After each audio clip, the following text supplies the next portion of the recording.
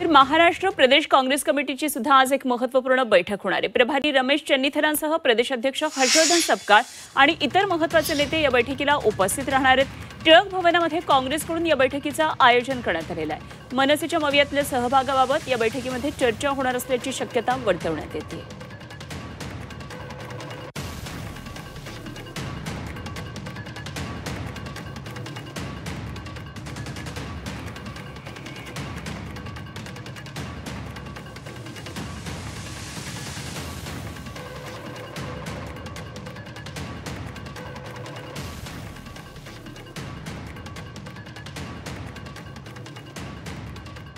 आज आमची पण बैठक आहे मुंबईमध्ये। आमचे प्रभारी रमेश चन्नीथला आलेले आहेत, त्यांच्याबरोबर आज आमची पण बैठक आहे।